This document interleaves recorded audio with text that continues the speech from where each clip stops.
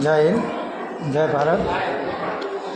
Social મીડિયાના તમામ મિત્રોને પિન્ટુ કોળીના નમસ્કાર. આજે રેશન કાર્ડની અંદર જે નામ સુધારા નામ ચડાવવા માટે જે અરજી કરવામાં આવે છે તેની અંદર મારે આજે મેડમ સાથે મુલાકાત થઈ. અત્યારે હાલ 3:45નો ટાઈમ થયો. મેડમને મેં સહી કરવાનું કીધું તો મેડમે મને એમ કીધું કે કાલે 11 વાગે આવવાનું અને 2 વાગ્યા સુધીનો ટાઈમ હોય.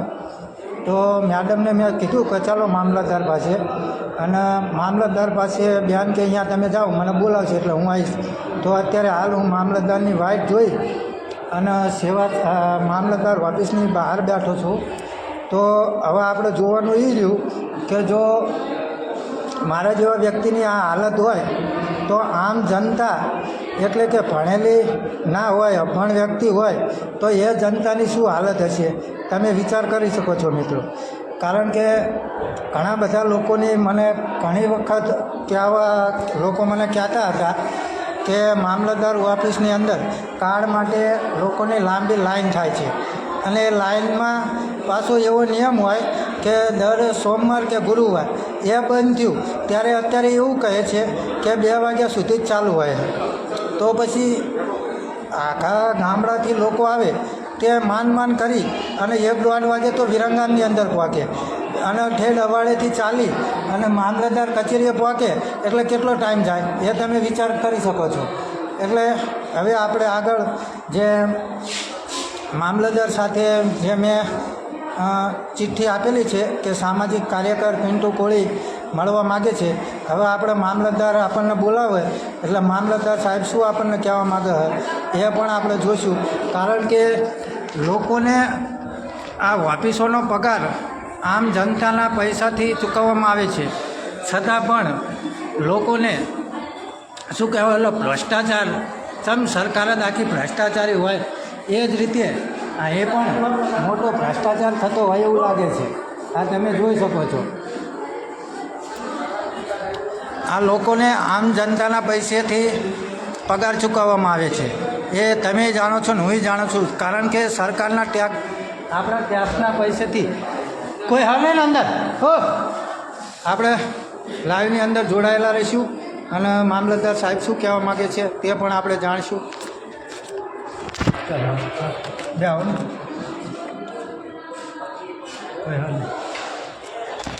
હજુ કોઈક અંદર છે.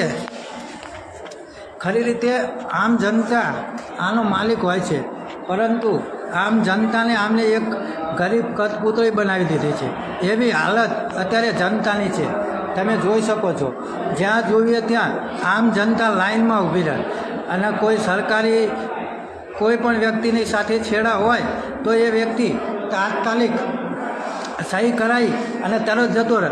અને આમ જનતા એટલે કે ગરીબ લોકો હોય, અભણ લોકો હોય તે લાઈનમાં ઊભા રહી અને પોતાની સમયનો મર્યાદિત કરતા હોય છે. ત્યારે આમ જનતા આ રીતની હેરાન થાય અને મોટા સાહેબો, સરકારી અધિકારીઓ સહી કરાવી અને જતા રહે.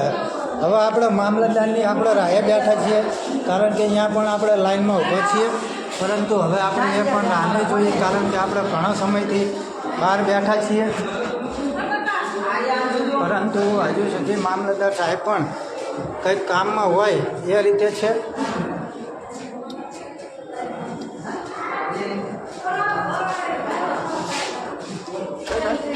સાહેબ પણ મારે કામ સાહેબ અંદર કોક ઊભું હોય ના, એક તો જ્યાં બાય એક અંદર. હા, તમે જોઈ શકો છો. મેડમ પણ ઘણા લોકોની આવી અરજી હતી, એટલા માટે શું બધા અંદર જાય તો મને કેમ બહાર બોલાય છે એવું?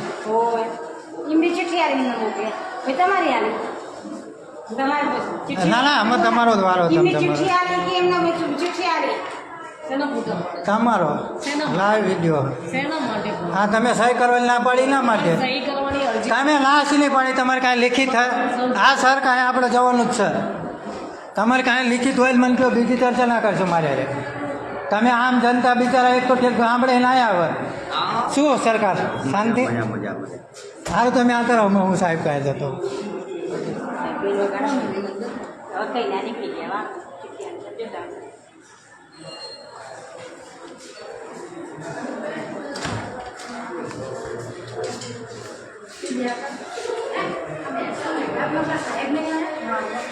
હા મેડમ, જે આપણને રેશન કાર્ડની અંદર જે સહી કરવાની ના પડે કે 2 વાગ્યાનો ટાઈમ એ મેડમ પણ આવી ઊભા હે.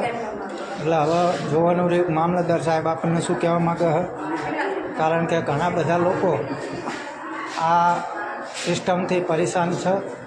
અને ઘણી બધી વખત મને પણ આમનો ફોન આવેલો હોય એટલે ખુદ મેં આજ પોતે જ બોલાય લો ને, પણ મને અંદર જતા દેવા દો મેડમ. મેડમ મારે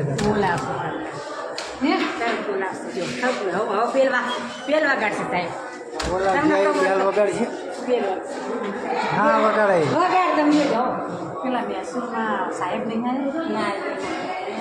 તમે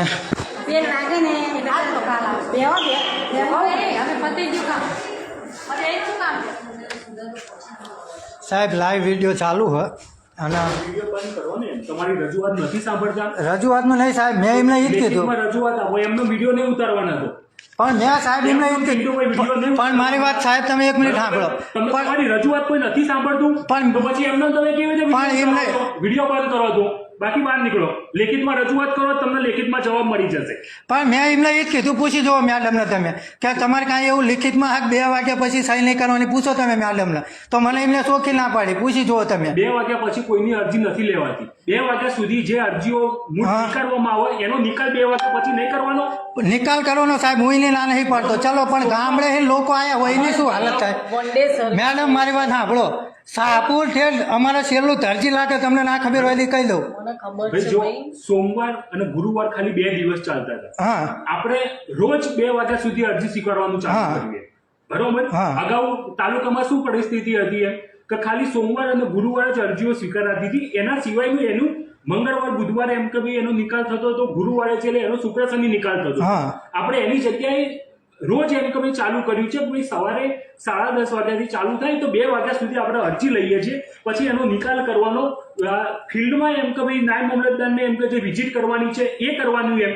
તો પછી એમ કે ભાઈ કેવી રીતે રોજ અને તમારી 2 જણની લેશે તો બીજા ના ઉભા. પણ સાહેબ તો એમના લિખિત બહાર બોર્ડ મારી દેવું જોઈએ. મારેલું જ છે બોર્ડ, જોવા પહેલા તો પણ ડાયરેક્ટ મારેલું જ છે. એમ નહીં તો લિખિતમાં એમ કહેવું જોઈએ ને કે ભાઈ નહીં સ્વીકારતી, વાર્તા પૂરી હાથ કે તમે સાહેબ કહે જાઓ તો પછી આ અરજી ચલો મને કાલ સહી કરીને હાલે, મને કંઈ વાંધો નહીં. મૂળ તો અમારે અહીંયા ફેરાત કરવાના. મારો કહેવાનો મતલબ સાહેબ એવો વસ્તુ કેવી છે ભાઈ, જુઓ કે જે કોઈ બી આરી એમ કે થાય છે 2 વાગ્યા સુધી થાય છે, 2 વાગ્યા સુધી જે લાઈનમાં ને ઉભા રહેલા હશે એમની આપણે લઈ લઈએ છીએ. પણ પછી અરજીઓનો નિકાલ તો કરવાનો નહીં કરવાનો. તમે ગમે ત્યારે બી લઈ લેજો. પણ મેડમ આ મારું 3જું ટાંપુ હોય, તમે વિચાર કરો મારું 3જું ટાંપુ. એટલે હું રોજની અરજી તમને અત્યારે બતાવું નિકાલ કરીને રિપોર્ટ કાઢીને કે રોજની. પણ મને ઘણી બધી રજૂઆત એવી પણ આવેલી કે તમે હલકો જવાબ ના હાલતા 2 વાગ્યા પછી. સાહેબ અત્યારે તમે એક વિચાર કરો, સ્કૂલની અંદર આપણે ઓલી જે શિષ્યવૃત્તિ મળે ને એની અંદર ફરજિયાત થાય, તમને ના ખબર હોય કહી દઉં. એના માટે જ હમણાં હાલ એમ કે ભાઈ મીટિંગ કરી આપણે ટીપીઓ જોડે, ટીડીઓ સાહેબ જોડે હતા, ટીએલઈ ના જોડે કે ભાઈ એના માટે ગામમાં વીસીના ડોક્યુમેન્ટ ચાલુ કરાવવા માટે એ કરીએ છીએ. અને જે ગામમાં નથી થયા એ બધામાં જ એમ કે ભાઈ આપણે રિપોર્ટ કરીએ છીએ અને ઉપરથી એમ કે ભાઈ જે તે વીસીમાં થાય લોકોને અહીંયા ના આવવું પડે એટલા માટે. આમાં સાહેબ જોઈ લો તમે, મારા ગામનું જ છે, એના 3જા ટાંપુ થયું તો એનું નહીં થયું, આજ હું એનું લઈને આવ્યો. તમે જુઓ એમાં મારું 2-3 દાનનો આવ્યો, મારા ભાઈ તે પોતાનો. સાહેબ રો 1 મિનિટ, આ બળદેવજી આ રહ્યો જોઈ લો.